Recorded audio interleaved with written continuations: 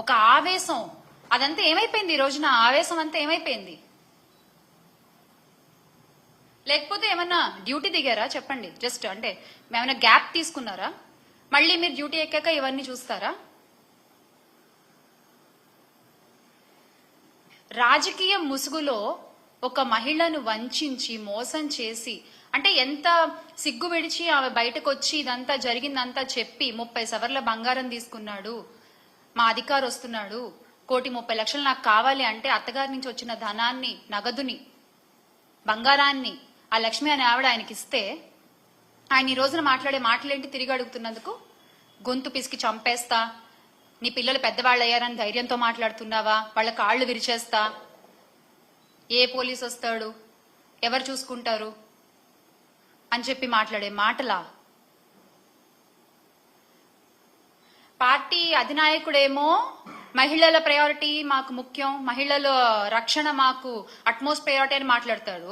కానీ ఆ పార్టీలో ఉండేటువంటి నాయకులు మాత్రం చేసే పనులేమో ఇవి. అంటే ఈ ఆధారాలన్నీ పట్టుకుని ఆ సగటు మహిళ పోలీస్ స్టేషన్ కి వెళ్లి ఫిర్యాదు చేద్దాం అనుకుంటే కనీసం కంప్లైంట్ కూడా తీసుకోరా అండి పోలీసులు? ఇదేం అన్యాయం అసలు?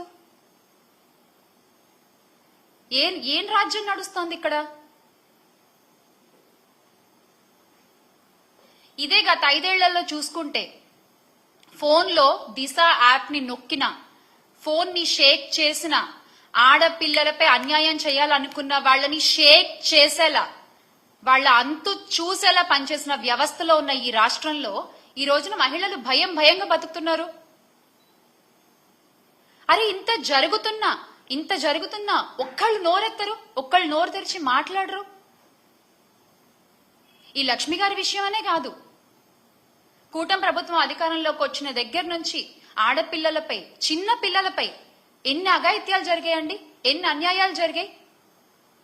కనీసం ఒక్కళ్ళన్నా మాట్లాడారా?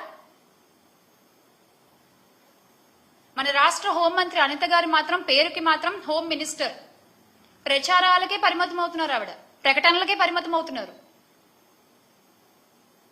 పోలీస్ వ్యవస్థ హోమ్ మినిస్టర్ చేతిలోనే కదా ఉంటుంది. ఎందుకు దాన్ని మీరు కట్టుదిట్టంగా చేయలేకపోతున్నారు?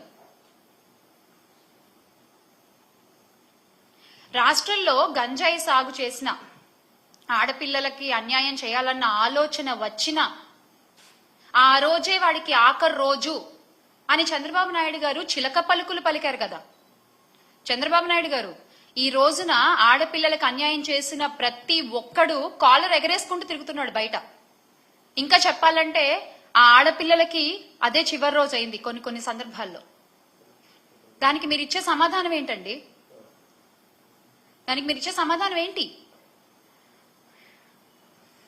తొక్కి పట్టి నార తీస్తాం, ఆడపిల్లల జోలికి వస్తే తొక్కి పట్టి నార తీస్తాం, నడు వంచి దెబ్బలు కొడతాం అని చెప్పినటువంటి పవన్ కళ్యాణ్ గారు ఏది తొక్కలేదు, నారాలేదు. మహిళలకు అన్యాయం చేయడం ఒక రాయల్టీగా ఫీల్ అవుతున్నారు జనాలు. మహిళలకి అన్యాయం చేస్తే ఏం కాదులే అంటే వాళ్ళలో ఒక వణుకు, ఒక భయం అనేది తగ్గిపోయింది. ఎందువల్ల? ఒక కట్టుదిట్టమైన వ్యవస్థ లేకపోవడం వల్ల. గత 5 సంవత్సరాలు ఇలా లేదే. ఆడపిల్లల జోలికి రావాలంటే వణుకు పుట్టేది ఒళ్ళంతా. ఎందుకంటే వేగంగా శిక్ష పడుతుంది, వేగంగా పోలీసులు అక్కడికి చేరుకుంటారు, నేరస్తుడు తప్పించుకునే టైం కూడా ఉండేది కాదు. అంత ధైర్యంగా బతికిన మహిళలు ఈ రోజున కూటమి ప్రభుత్వంలో గుండెలు అరచెత్త పట్టుకుని బతుకుతున్నారు. అయినా ఇలా తప్పులు చేసే వాళ్ళందరికీ కూడా కూటమి ప్రభుత్వం మద్దతు పలుకుతూ ఉందంటే నాకు ఆశ్చర్యం వేస్తుంది ఒక్కసారి. మళ్ళీ కిరణ్ రాయల్ గారి విషయంలో అంటే ఆగ మేఘాల మీద లక్ష్మి గారిని అరెస్ట్ చేయడానికి రాజస్థాన్ జైపూర్ నుంచి పోలీసులు వచ్చేశారు, అరెస్ట్ చేశారు, తీసుకెళ్లిపోయారు. మరీ గమ్మత్తుగా ఈ విషయాన్నైనా 3 రోజులు ముందే చెప్పారు. పలానా జైపూర్ నుంచి పోలీసులు వస్తారు, లక్ష్మి గారిని అరెస్ట్ చేస్తారు, చూసుకోండి కావాలంటే అని. ఎగ్జాక్ట్ గా ఏదో కథ చెప్తే సినిమా తీసినట్టుగా ఎగ్జాక్ట్ గా అలాగే జరిగింది. కరెక్ట్ గా 3 days తర్వాత. అంత కరెక్ట్ గా ఎలా తెలుసు మీకు? మీరే ప్లాన్ చేశారా? మీరు చేసిన అన్యాయాలు బయట పెడుతున్నారని చెప్పి, మీకు ఎదురుగా ఒక మహిళ నిలబడి పోరాడుతోందని చెప్పి మీరే ప్లాన్ చేశారా? అంత ఆగమేఘాల మీద పక్క రాష్ట్రాల నుంచి మీరు అధికారులను తీసుకొచ్చి పని చేయించుకోగల సత్తా మీకుంటే, అంత పలుకుబడి మీకుంటే, సార్ ఆ పలుకుబడిని కొంచెం రాష్ట్ర ప్రయోజనాల కోసం వాడండి కదా, రాష్ట్ర మంచి కోసం వాడండి కదా. ఒక ఆడపిల్లకి అన్యాయం చేసిన వాడిని రక్షించడం కోసం మీరు ఆ పలుకుబడిని వాడేది. కూటమి నాయకులు ఒక ఆడపిల్లకి అన్యాయం చేసిన వాడిని రక్షించడానికి ఇంత పలుకుబడి వాడతారా? అదేదో రాష్ట్ర ప్రయోజనాల కోసం వాడుంటే ఎంతో కొంత మంచి జరిగేది కదా రాష్ట్రానికి.